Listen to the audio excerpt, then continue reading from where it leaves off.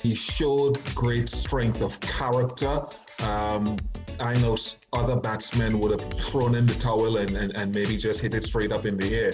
But he fought, he battled, he sucked in all the pressure, and he was able to turn it around. Yes, in the end, you got to say that because his innings actually won them the game. But there was a point when his innings was going to be responsible for them losing. So you've got to, in the end, take your hat off to him. But what happened was more, freakish than anything else, you've got to say.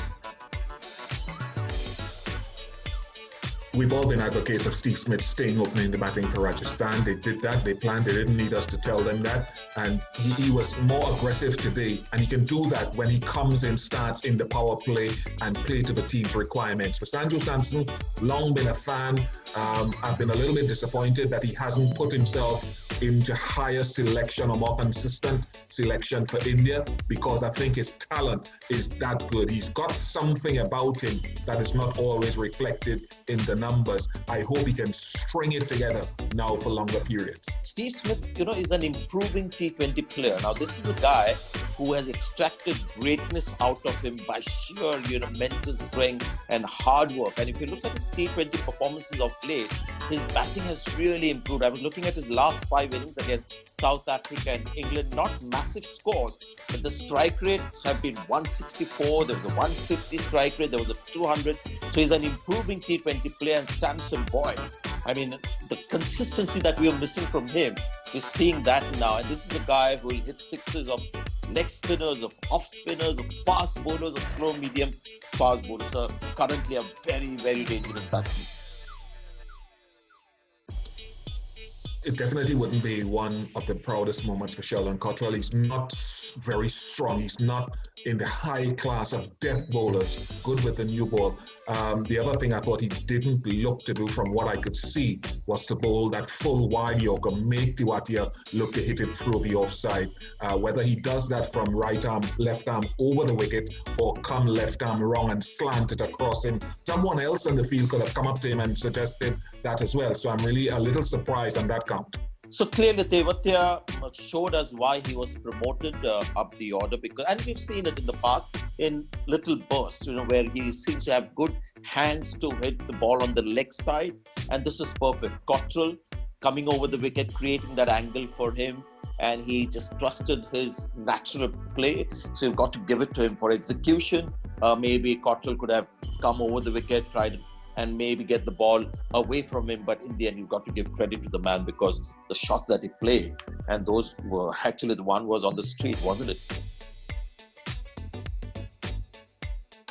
I don't know if Rahul took it easy. Only he will know. I think there were times when he seemed to be struggling for his rhythm. So I'll give him credit. Still an excellent batsman. Just couldn't get a higher tempo going tonight, because when you've got so many resources, there's an argument that is always being made about T20 cricket. When you've got such a good start and so many resources left in the bank, you don't want to finish an innings with 5 wickets left, 6 wickets left, and not really maximize things. So Rahul will probably reflect on that and think maybe he could have gotten up to maybe a 140, 145 without doing anything silly.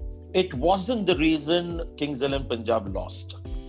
Yes, you can't rule out the fact that because Mayank Agarwal was going so well at the other end, maybe Rahul just reined himself in. There was plenty of batting to come, but the match was won because of another reason.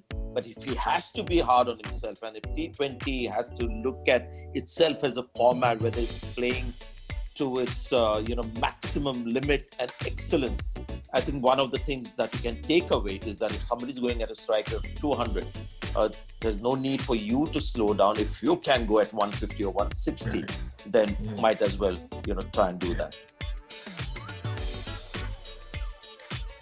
It's not always like this, but I think in this tournament we've seen what we call batting paradise. I wouldn't be surprised if the next team to play there, 1 or 2 of their bowlers say, "Skip, I'm sorry, my hamstring is a little bit tight today. I'll wait for Dubai or Abu Dhabi." So what is the definition of a bowler's graveyard? Okay, first it's got to be a small ground, and then the boundary rope has to be brought further in. The pitch has to be flat. It must have nothing for spinners and fast bowlers, and the boundaries that are small 360 degrees. not in certain areas, but every area possible. That's a bowler's graveyard, and that is what we're seeing currently at Sharjah.